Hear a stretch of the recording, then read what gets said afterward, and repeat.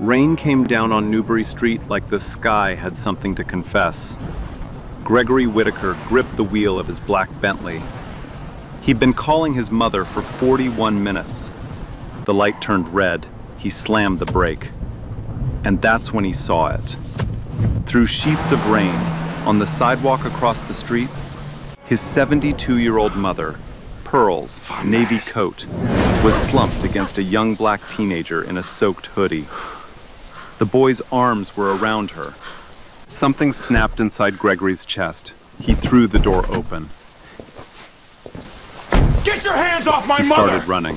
What Gregory was about to do next, he would regret for the rest of his life. Because that homeless boy he was about to grab, he was the only reason she was still breathing.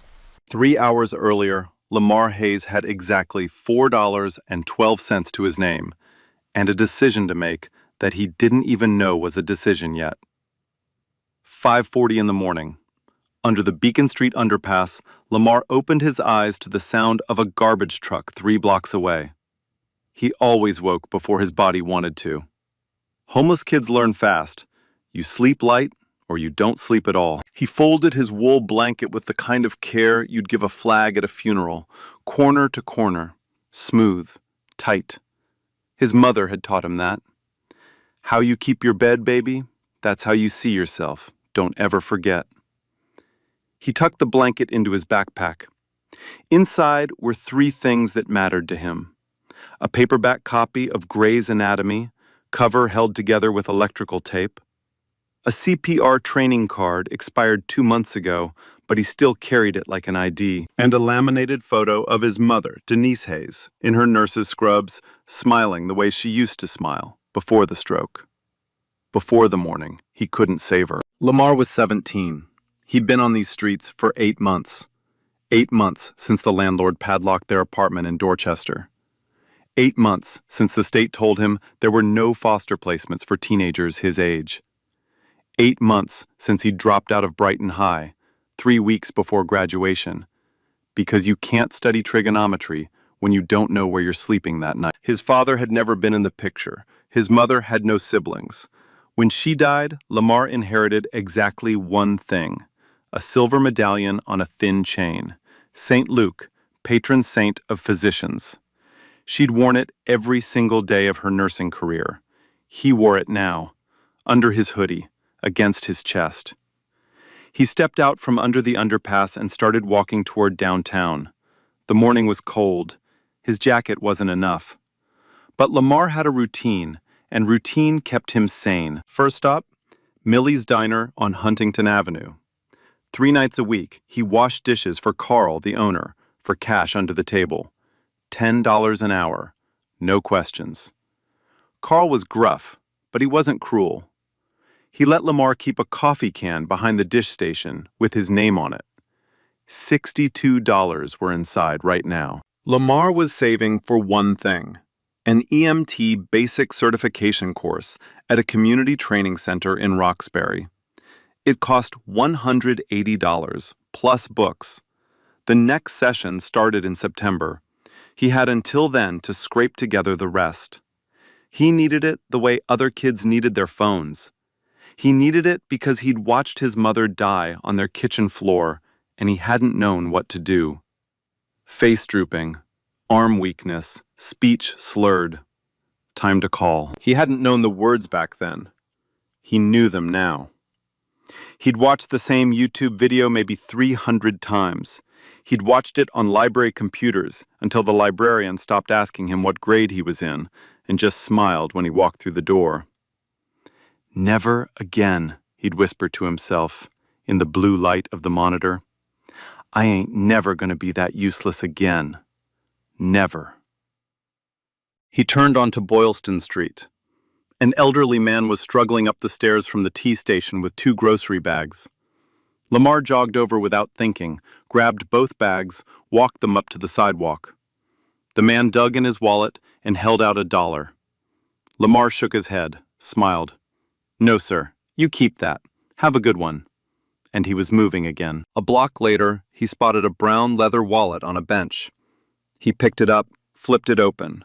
Driver's license, credit cards, $220 in cash, a kid's school picture tucked behind the plastic. Lamar didn't hesitate. He walked 6 blocks out of his way to the District 4 precinct and handed it to Officer Daniels at the front desk. Daniels looked at him over his glasses, shook his head slowly. "Hayes, son, you gotta start thinking about yourself, man." Lamar grinned. "I am thinking about myself, officer. I'm thinking about who I want to be." Daniels watched him walk out, sighed, reached for his coffee. By noon, Lamar was at the Boston Public Library, Central Branch, 2nd floor, the reference computers. He pulled up the same bookmarked video, recognizing a stroke, the FAST protocol. He mouthed the words along with the screen, like a prayer. Mrs. Delacroix, a shelter worker who'd known his mother years ago, spotted him on his way out. She pressed a wrapped turkey sandwich into his hands. Her eyes were wet. "Your mama would be so proud, baby. You hear me? So proud." Lamar ducked his head. "Yes, ma'am. Thank you, ma'am." 2 o'clock. He left the library. The sky had turned the color of wet concrete. By the time he reached Copley Square, the rain had started. Cold, sideways. The kind of October rain that got into your bones and stayed there. He pulled his hood up, tightened the drawstring, and started the mile-long walk toward Millie's for his 4 o'clock shift. He had no idea that in 43 minutes, the woman who would change his entire life was already collapsing 2 blocks ahead of him. He had no idea his whole world was about to split in half. She felt the left side of her face go numb before she felt anything else. And she was completely, terrifyingly alone. Eleanor Whitaker stepped out of Copley Place at 2:47 in the afternoon, clutching a small paper bag from Newbury Books. Inside was a hardcover biography of Frederick Douglass, a gift for her grandson Preston's 20th birthday next week. She'd spent 40 minutes picking it out. She liked doing these things herself. An hour earlier, she dismissed her driver, Henry. "I want to walk, Henry. I'm not made of glass." Henry had protested, as he always did. Eleanor had waved him off, as she always did. 72 years old, matriarch of the Whitaker family. Old Boston money by marriage, but she'd grown up in a 3-decker in Dorchester, and she'd be damned if she let her son wrap her in bubble wrap. What Gregory didn't know, what nobody knew, was that she'd just left a cardiologist's office. 2 weeks of dizzy spells. Her blood pressure was elevated. Her doctor had used the word concerning. She hadn't told her son. She wasn't about to ruin his week. "I'll tell him Sunday," she'd thought, "over dinner, where I can reassure him properly." She turned the corner onto Boylston Street. The rain had picked up. She pulled the collar of her navy cashmere coat higher. The small enamel lapel pin on her chest, a tiny gold lighthouse, the Whitaker Foundation emblem, caught the gray light. At the corner of Boylston and Exeter, she stopped to let a car turn. And then it happened. A tingling, sharp and strange, shot down her left arm.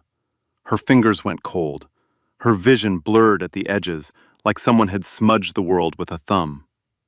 She tried to shake it off, took a step forward. Her left leg didn't work quite right. "Oh," she whispered, or tried to. The word came out soft and thick, like she had cotton in her mouth. A woman in a red raincoat hurried past. Eleanor turned toward her, tried to say, "Excuse me, could you?" What came out of her mouth was garbled, a string of syllables that didn't add up. The woman glanced at her, frowned, and kept walking. Eleanor watched her disappear down the block. Her right hand reached out and found a lamppost. She held on. Get the phone. Call Gregory. Her purse hung from her right shoulder. She fumbled with the zipper. Her fingers wouldn't obey her. She got it open, reached in, pulled out her phone. It slipped. She watched it fall, almost in slow motion, watched it clatter into a puddle at her feet. The screen splintered into a spider web. The home screen went black. Eleanor stared at it.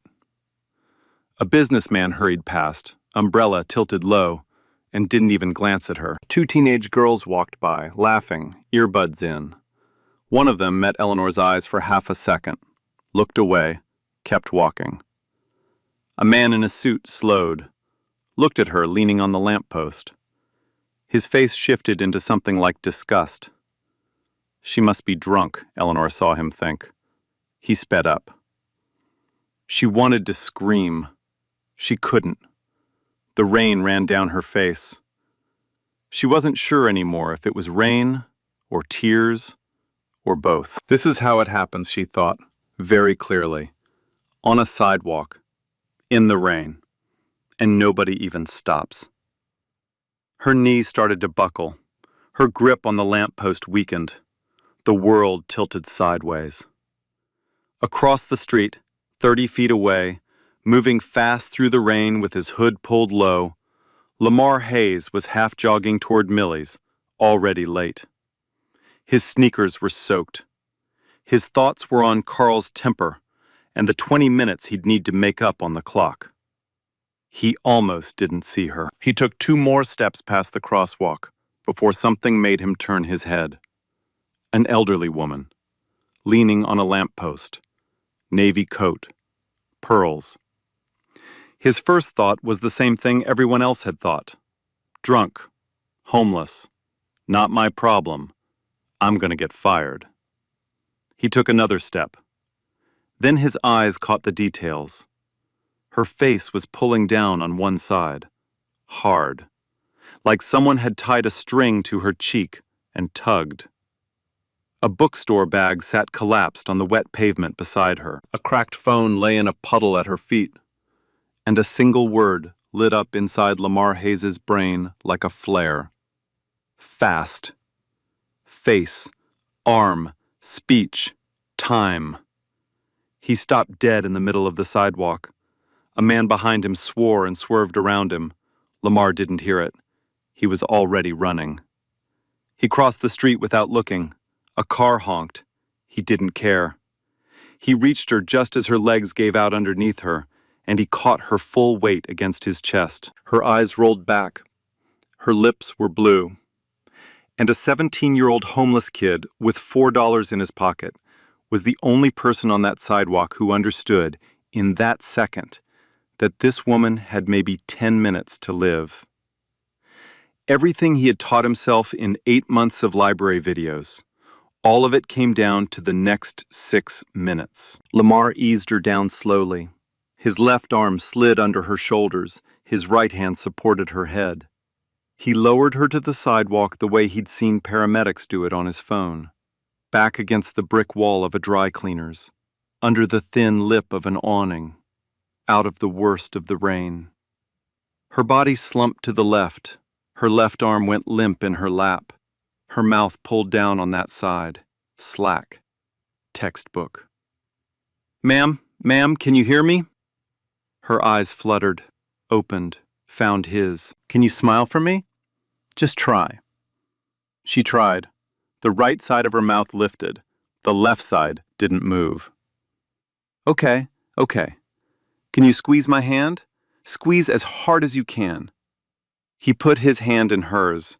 Her right hand gripped his, weakly. He moved his hand to her left. Nothing. Not even a flicker. Can you say your name for me? A sound came out of her throat. It was almost a word. Almost. Lamar nodded once. His jaw was tight. Okay, ma'am. Okay. I got you. You stay with me. He pulled his ancient prepaid flip phone from his pocket. Thumb 911. Put it to his ear. 911, what's your emergency? His voice came out steady, flat, trained. Boylston and Exeter, outside Newberry Books. Elderly female, approximately 70 years old, suspected ischemic stroke. Left side facial droop, left arm weakness, aphasic speech. She's conscious but declining. I need EMS, code 3. A pause on the other end. Sir, are you medical personnel? No, ma'am. I just know what I'm looking at. Please hurry. Units are en route. Stay on the line. He kept the phone pressed to his ear with his shoulder. A small crowd was starting to form. A woman with a stroller, a bike messenger in a neon jacket, a man in a Red Sox cap. They stared. Lamar didn't have time to be polite. Sir, he pointed at the bike messenger, corner, flag down the ambulance, make sure they see us. The messenger blinked. Yeah, okay. He took off running. Ma'am, he pointed at the woman with the stroller. She's going into shock. I need something dry. Scarf, jacket, anything. The woman pulled off her own coat without a word, handed it over. Lamar wrapped it around Eleanor's shoulders, tucked it around her legs. Thank you, ma'am. Thank you. He took Eleanor's good hand, her right one, held it between both of his, leaned close so she could see his face. Hey, look at me. What's your name? You can't say it, that's okay. Just nod if you can hear me. She nodded, barely. A tear rolled down into the rain on her cheek. Good, that's real good. My name's Lamar. I'm right here. I ain't going nowhere. You hear me? I ain't going nowhere. She squeezed his hand. He felt it. The St. Luke's medal had slipped out of his collar. It hung in the rain between them. She saw it. Her fingers reached up, trembling, barely brushed it. There was a question in her eyes. Lamar's throat closed for a second. My mama's, he said. She was a nurse. She'd know exactly what to do right now. So we're going to pretend she's here, okay? You and me. Ain't nobody dying on my watch today. Eleanor's hand tightened in his and didn't let go. He remembered another piece of the video. Stroke patients shouldn't lie flat if they were conscious. Elevate the head. Turn to the side in case of vomiting. I'm just going to tilt you a little, ma'am. Real gentle. That's it. There you go. You're doing great. He adjusted her with the care of a son moving his grandmother, voiced every movement. How we doing on time? He called to the man in the Red Sox cap. The man looked at his watch. 4 minutes since the call. Felt like an hour. Lamar kept his eyes on Eleanor's. Tell me about somebody you love, ma'am. You can't say it, I know. Just think about 'em real hard. Hold on to 'em. Her eyes welled up again. Yeah, that's it. You hold on. And then her eyes started to flutter. His stomach dropped. No. Ma'am, hey, look at me. Look at me. Her eyes drifted. Somebody's waiting on you to come home today. You hear me? Somebody's sitting somewhere waiting on you. You got somebody. Stay with me. Her eyes opened, found his. A sound came out of her throat. He leaned closer. Son. Your son. Yeah, he's waiting on you. He don't even know yet, but he's waiting. You gotta go see him. Her fingers tightened on his. Somewhere down the block, sirens, getting closer. You hear that? That's for you. They comin' for you, ma'am. Almost there. The ambulance rounded the corner, lights painting the rain red and blue. It braked hard. 2 paramedics jumped out with a gurney. Lamar didn't move his hand from Eleanor's. He just started talking, fast, clean, every word in order. Onset approximately 8 minutes ago. Left side hemiparesis, facial droop, expressive aphasia. GCS dropped from 15 to about 13 a minute ago. She's been responsive to voice this whole time. No known meds on her. No ID I could check without moving her. Phone's in the puddle. She came out of the bookstore. The lead paramedic, 50s, gray goatee, froze for a full second staring at him. Son, where'd you learn to do a handoff like that? Lamar shrugged. Water dripped from his hood. Library. The paramedic blinked. Then he was moving. They got Eleanor onto the gurney in 40 seconds. As they lifted her, her right hand tightened one last time around Lamar's. Her eyes locked onto his. She couldn't speak. She didn't have to. Thank you. Don't forget me. Please don't forget me. Lamar held her gaze, squeezed her hand back. You're going to be all right, ma'am. They got you now. He gently placed her hand on her chest. Then he stepped back. The doors slammed. The siren started again, and the ambulance screamed away down Boylston Street toward Mass General. Lamar stood in the rain. He looked down at his hands. They were trembling, not from the cold, from whatever was crashing out of his body now that it was over. He whispered it to the sky. Mama, I didn't freeze. I didn't freeze this time. And he started crying right there on the sidewalk, hard, ugly crying, rain washing it down his face. Then he looked at his phone. 4:28 p.m. He was 28 minutes late for his shift. He took off running. He thought that was the end of it. He had no idea a storm was already forming around him, with his name right in the middle of it. Millie's Diner, 4:58 p.m. Lamar burst through the back door, soaked to his socks. Carl was already yelling before the door swung shut. Hayes, where the hell have you been? Dinner rush started an hour ago. You think this place runs itself? Lamar didn't argue, didn't explain, just pulled an apron off the hook, tied it fast, and grabbed the dish sprayer. Head down, hands moving.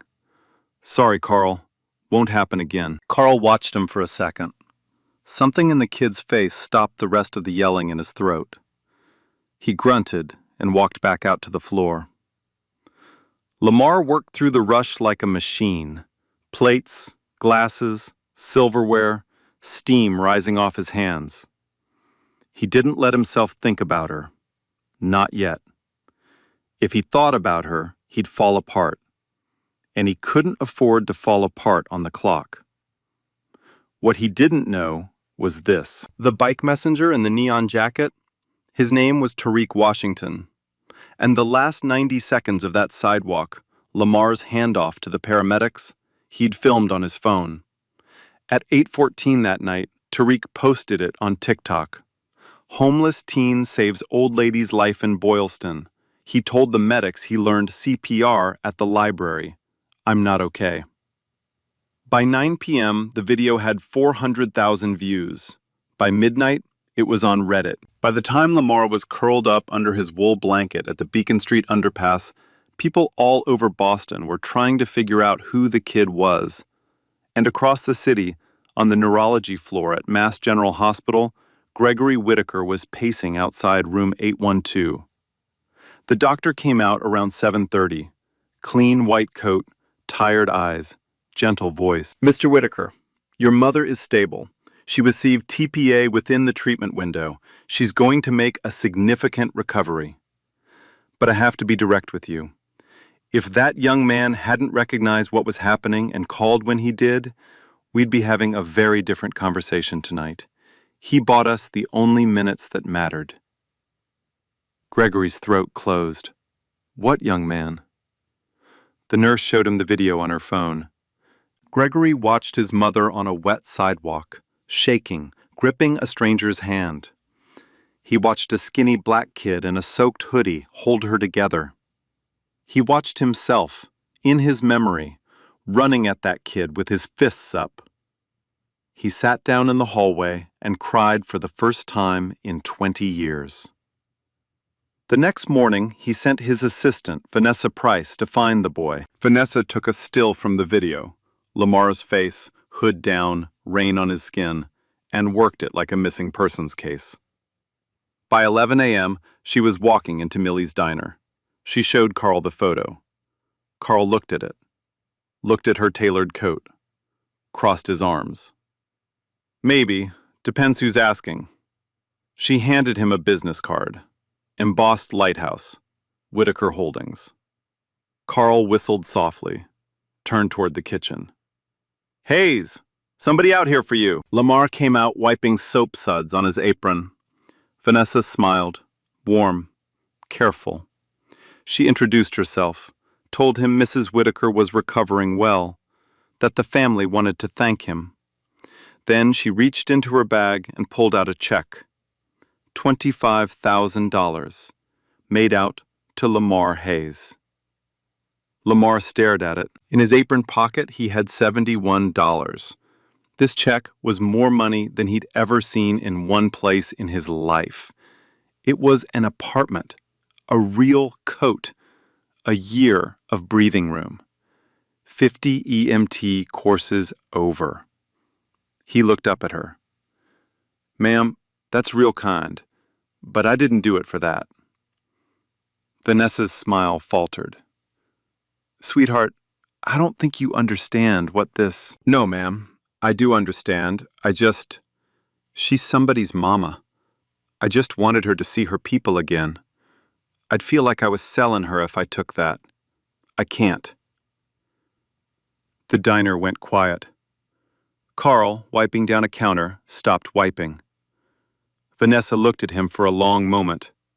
Her eyes got glassy. She nodded. She reached back into her bag, pulled out one more thing. A personal business card. Cream cardstock. Embossed lighthouse.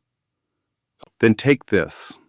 If you ever need anything at all, you call this number, any hour of the day or night.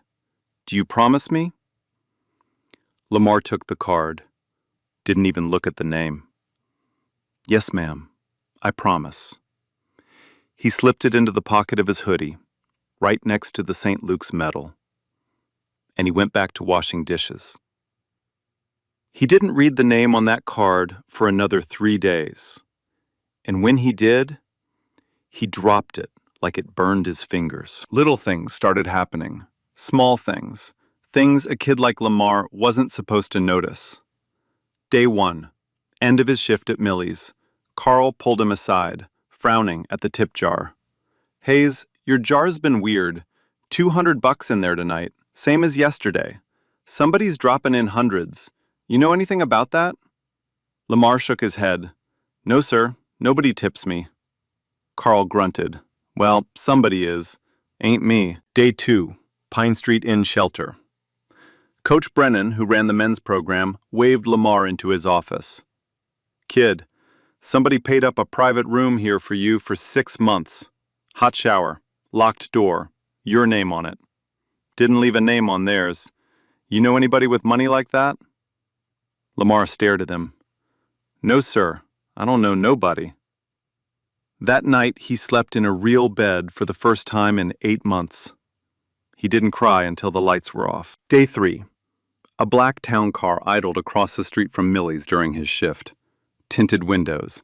Engine running. It didn't move. It didn't follow him. It just watched. He told himself he was being paranoid. He wasn't. That same evening, Mrs. Delacroix handed him a plain white envelope at the shelter. Man dropped this off. Said make sure Lamar Hayes gets it. Said don't ask questions. Lamar tore it open on the bench outside. Inside was a single sheet. Northeastern University Community Education Program. Confirmation of Enrollment. EMT Basic Certification. Tuition, books, uniform, and materials paid in full. Student, Lamar Hayes. Donor, anonymous. He sat on that bench for a full minute. Wind turned the paper in his hands. He didn't cry. He didn't move. He just breathed, slow and deep, like a kid who'd been holding his breath for 8 months and finally remembered he was allowed to let it go. Then he remembered the card. He dug it out of his hoodie, held it under the streetlight, read the name for the first time. Gregory S. Whitaker, Chairman and CEO, Whitaker Holdings. His stomach dropped through the bench. He ran, literally ran, to the library before it closed, pulled up Google on a public computer, Type the name. Forbes. Net worth? $4.3 billion. Whitaker Foundation. Education. Healthcare. Homelessness. He scrolled down, and there it was. The foundation logo. A small gold lighthouse. The same lighthouse. The same one that had been pinned to Eleanor Whitaker's coat on that sidewalk. Lamar sat back in the library chair, the screen blurred, his hands gripped the edge of the desk. He realized, all at once, who he'd helped. He had no idea what was coming next. That night, walking back to the shelter, the black town car pulled up beside him. The window rolled down. Vanessa Price, gentle smile in the glow of the dashboard. Mr. Whitaker would like to see you tomorrow, 10 a.m. He said please. Lamar said yes. He had no idea he was about to walk into the biggest moment of his entire life. Lamar thought the twist was that he'd saved a billionaire's mother. He had no idea the real twist was waiting for him, 52 floors up, and it had nothing to do with money. The next morning, State Street, downtown Boston. Whitaker Holdings Tower stretched up into a cold blue sky, all glass and steel. Lamar stood on the sidewalk in his cleanest hoodie and stared up at it. His mouth was dry. He almost turned around. He almost walked back to Millie's. Then he thought about Eleanor's hand squeezing back on that sidewalk, and he made his feet move through the revolving doors. The lobby was all marble and hushed voices. Security stood at a steel desk. Lamar braced to get stopped. Instead, the receptionist stood up the moment she saw him. "Mr. Hayes, they're expecting you, 52nd floor." He almost looked behind him to see who she was talking to. Mr. Hayes. Nobody had ever called him Mr. Hayes in his life. The elevator was quiet. He caught his reflection in the polished steel. Same kid, same hoodie. He tucked the St. Luke's medal inside his shirt. It felt like his mother was standing behind him. "Mama, walk with me." The doors opened onto the 52nd floor. It wasn't what he expected. No cold chrome. The hallway was warm. Soft lamps, thick rugs, wood paneling. Black and white photographs hung along the walls. Community clinics, kids at summer camp, volunteers unloading food boxes. Beneath each photo, small script, the Whitaker Foundation. Vanessa Price was waiting at the end of the hall, same gentle smile. "Lamar, before you go in, I just want to say something. I've worked for Mr. Whitaker for 12 years. I've never seen him cry. He cried yesterday. Because of you." She paused. "Thank you. From me. Personally." Lamar just nodded. She opened the door. It wasn't an office. It was a sitting room, fireplace, a tall window looking out over Boston Harbor, a couch. On the couch, propped up with pillows, the slightest droop still pulling at her cheek, Eleanor Whitaker. Beside her, Gregory Whitaker. Lamar's knees almost gave out. Eleanor reached out her good hand. "Young man, come here, please." He crossed the room. His legs didn't feel like his. She took his hand, the same hand she'd gripped on the sidewalk, and pressed it to her cheek. Her eyes filled. "I owe you everything. I don't know how to say thank you for something like this." Gregory cleared his throat. His eyes were red. "Lamar, before anything else, I need to apologize to you. The first thing I did when I saw you on that sidewalk, I was ready to hurt you. You had just saved my mother's life, and I was running at you like I was going to hit you." His voice cracked. "I will carry that shame for a long time." Lamar shook his head slowly. Sir, you was scared for your mama. I get it. We good.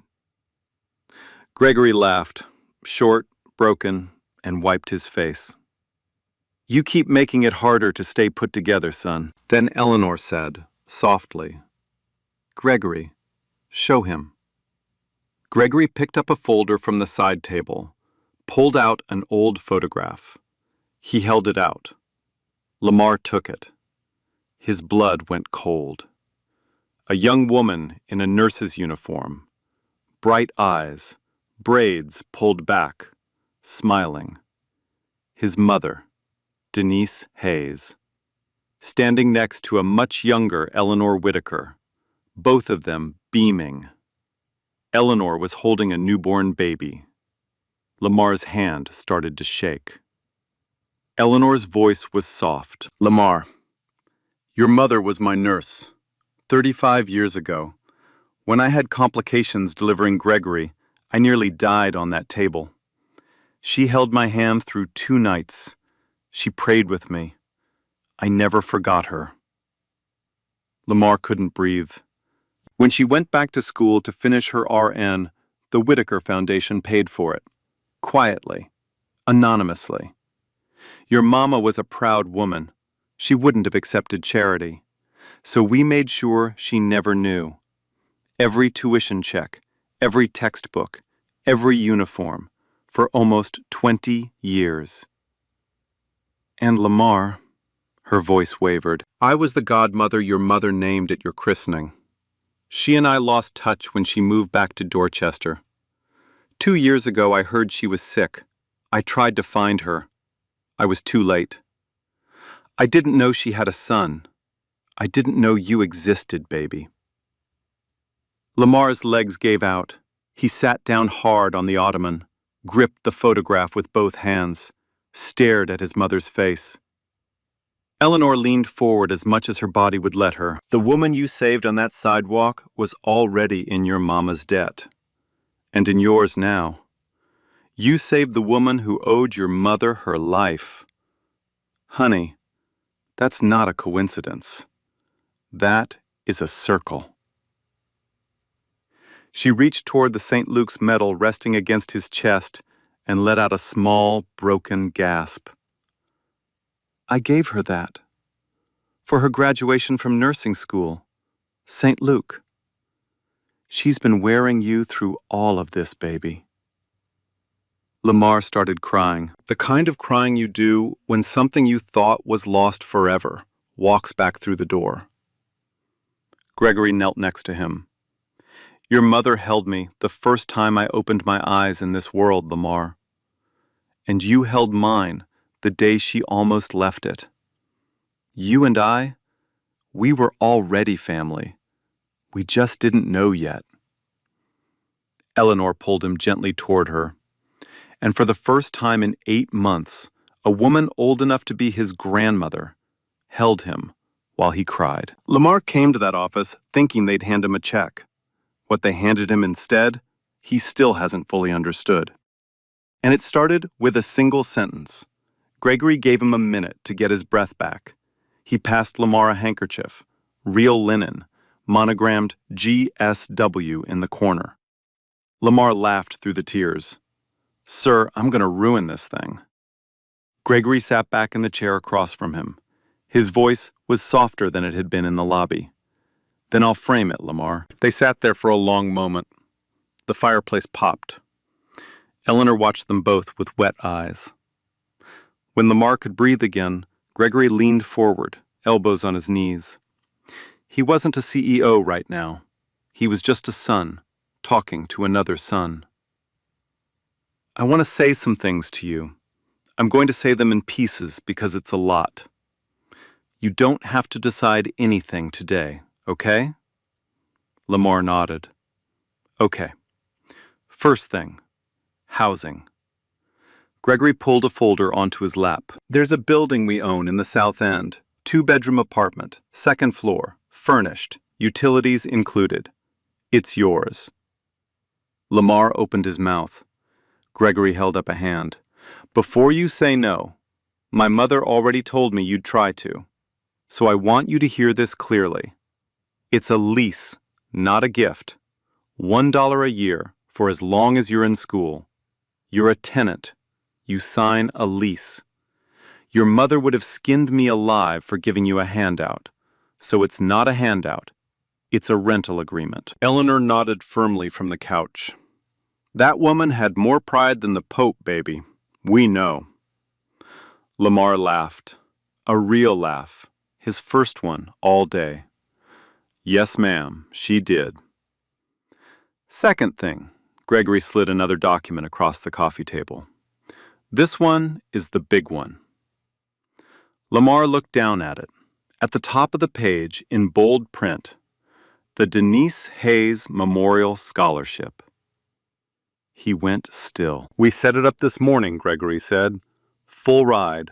It'll cover your GED completion first, those 3 weeks you missed at Brighton High, then pre-med at Boston University, then medical school at BU Med. Tuition, books, living stipend, everything. Lamar stared at the paper. His mother's name in serif print at the top of the page. Your mama wanted a nurse in the family, Eleanor said softly. But I've been watching you, baby. I think you want to go further. We want to make sure nothing stops you. Lamar's mouth worked, but no sound came out. Third thing, mentorship. Gregory flipped to the next page. Dr. Alicia Hartwell. She's the chief of neurology at Mass General. She's one of the doctors who treated my mother. She watched the video of your handoff to the paramedics. She said, and I'm quoting, "I want that kid in my hospital in 10 years. She's agreed to personally mentor you through your entire education." Lamar's head was spinning. He reached up and touched the St. Luke's medal through his hoodie, just to feel it was still there. Fourth thing. And this one, Lamar, this one is bigger than you. Gregory slid one more folder over. Lamar opened it. The Denise Hayes Community Health Initiative. We're renaming our community health program. $15 million over 5 years. Mobile stroke units in Roxbury, in Mattapan, in East Boston. Free fast training and basic CPR in every public high school in the city. The program that might have saved your mother, we're going to make sure no other kid in Boston has to watch their mom go the way you did. His voice got thick. We want you on the advisory board. Paid. Starting now. Your name, your mama's name, on the side of every one of those trucks. Lamar couldn't stop shaking his head. Not no, just, this is too much. This is too much. Eleanor reached across and took his hand again. Baby, listen to me. This is not charity. This is not a reward. This is a debt 35 years old finally getting paid. Your mother carried us. Now, we carry you. That's how families work. Gregory nodded. And Lamar, we are not your saviors. You did this. You taught yourself CPR in a public library at 17 years old. You stopped in the rain when nobody else would. We are just trying to catch up to what you already are. Silence. The fire popped again. Gregory cleared his throat. One more thing, and this one is personal. I have a son, Preston. He's 19. Good kid. But he never wondered where his next meal was coming from. I'd like him to meet you, if you're open to it. I think he needs to know you exist. I think I need him to know. Lamar looked up. His voice came out very quiet. I'd like that, sir. He took a slow breath. He wiped his face with Gregory's handkerchief. Can I ask for one thing? Gregory sat forward. Anything. My mama's grave, in Mount Hope. She only got a little metal marker, numbers on it, not even her full name. Could some of that money go toward a real stone? Something with her name on it? Eleanor was crying openly now. Honey, we will pick out the most beautiful stone you have ever seen. You're going to choose every word on it. Lamar nodded. He couldn't talk anymore. Gregory walked him all the way to the elevator himself, put a hand on his shoulder before the doors closed. Lamar, you don't have to decide today. Take a week, take a month. We're not going anywhere. Lamar smiled, wiped his face one more time. Mr. Whitaker, my mama raised me to know a door from God when I see one. I'm walking through it. In the elevator, alone, he closed his eyes, whispered it into the quiet. Mama, you set this up, didn't you? He walked out onto State Street. The sun had finally broken through. He didn't run for the bus, he just walked, head up, for the first time in a very long time. A year later, a lot of people in Boston knew Lamar Hayes' name, but the kid he was most proud of knowing was a 10-year-old girl in Roxbury he'd never met until 3 weeks before she saved her grandfather's life. 6 weeks after that afternoon on Boylston Street, WBZ ran the first interview. Claire Bishop, the reporter, sat across from Lamar in a clean button-down shirt, hands folded, shy smile. She asked him the question everyone wanted to know. Lamar, how has your life changed? He thought about it for a long moment. Ma'am, the biggest change ain't the apartment. It's quiet. I can hear myself think again. The clip ran on loop for a week. 3 months in, he earned his GED. He insisted on a small ceremony. Empty auditorium at Brighton High. Just him walking across the stage to the principal who'd known his mother. Eleanor and Gregory were in the front row. Eleanor held up a handmade sign. It just said in shaky marker, Denise's boy. Lamar almost didn't make it across the stage. 6 months in, he was a freshman at Boston University, pre-med track, living in that South End apartment, paying his $1 a year in rent. Dr. Alicia Hartwell met him for coffee every other Friday. She didn't coddle him, she pushed him. He loved her for it. On weekends, he ran stroke awareness tables outside corner stores in Dorchester, Mattapan, Roxbury, blue tablecloth, laminated fast posters, a folding chair. He gave out pamphlets and demonstrated on volunteers. A photo went viral.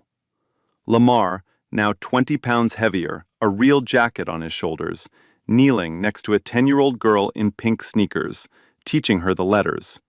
F-A-S-T.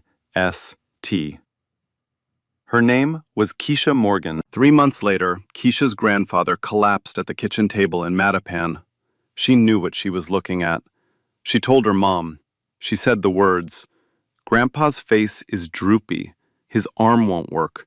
We got a call. Right now. He survived. Reporters showed up at her school. Keisha, 10 years old, pigtails, looked right at the camera.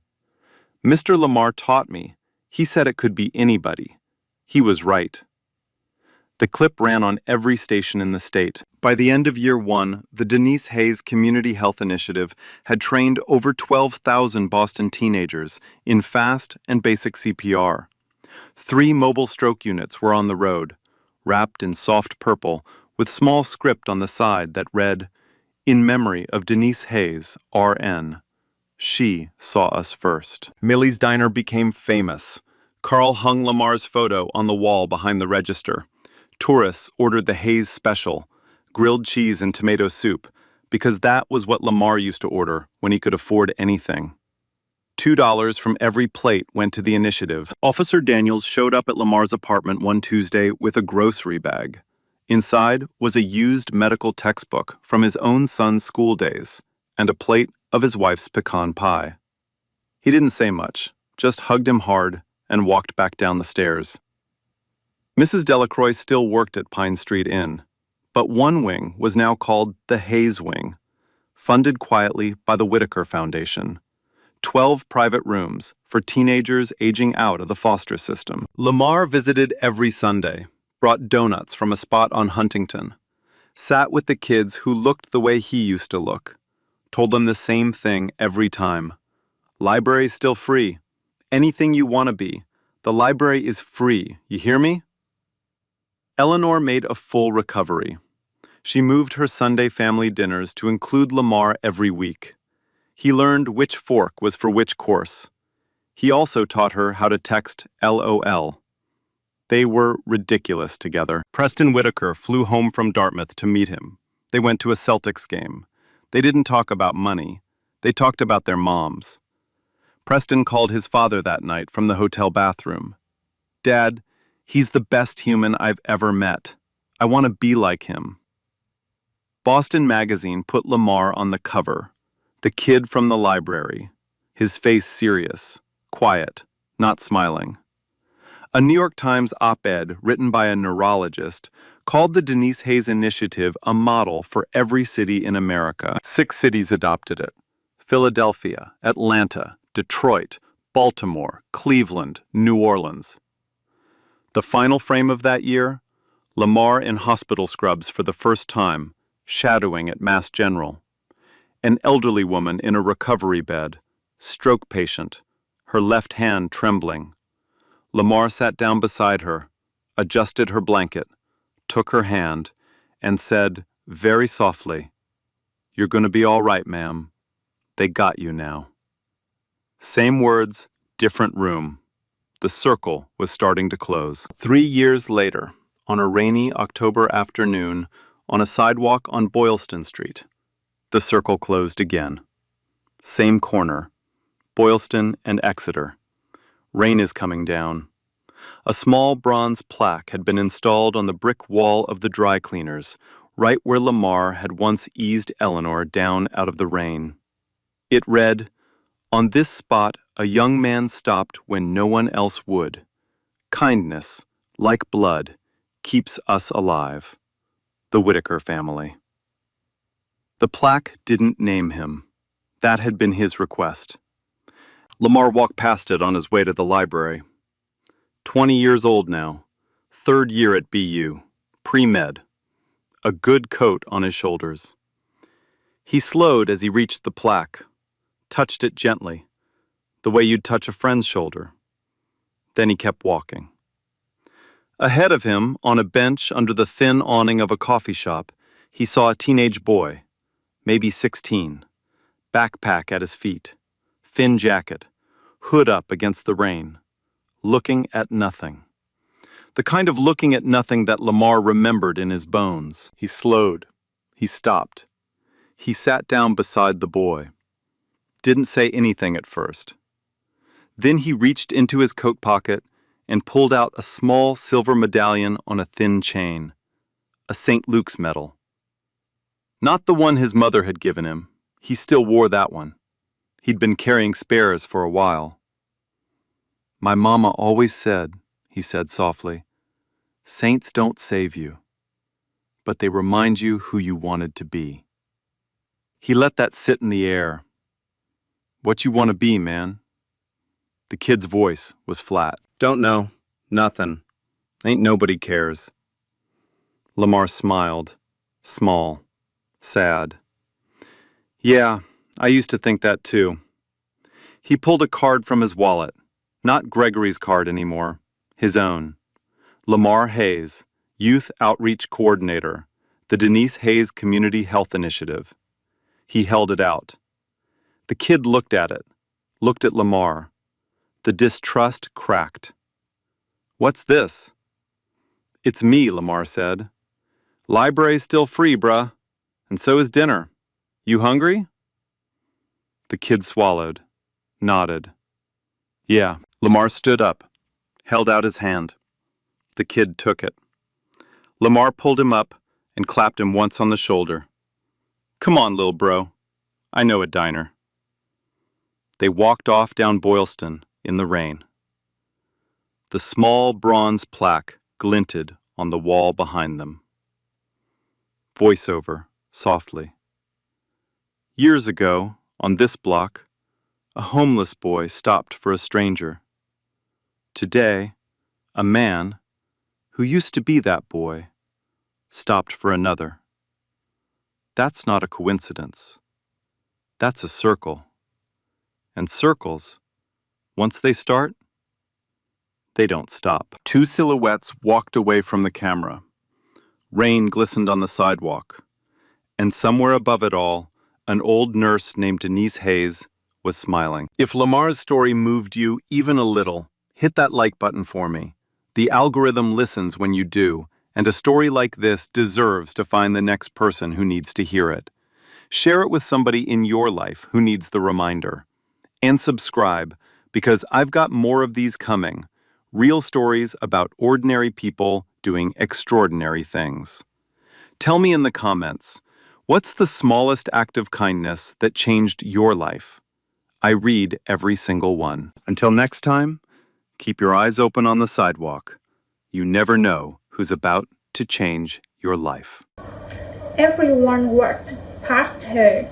The only person who stopped was the homeless kid with $4 because he'd already lost his mother the same way and swore he'd never be homeless again. Lamar watched his mother die on the kitchen floor because he didn't know how to help.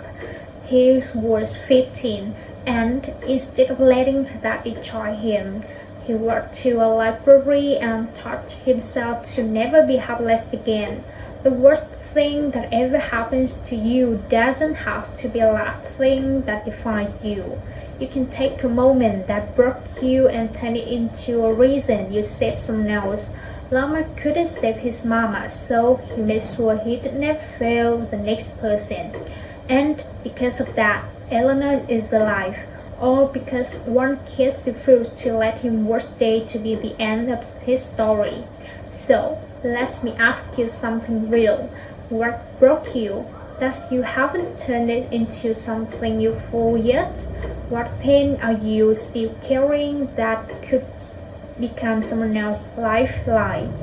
Tell me in the comments. If this hit you, like, share, and subscribe. Hit the bell. We tell the story every week. Your worst moment doesn't have to be your last chapter. It can be someone else's first. Remember that.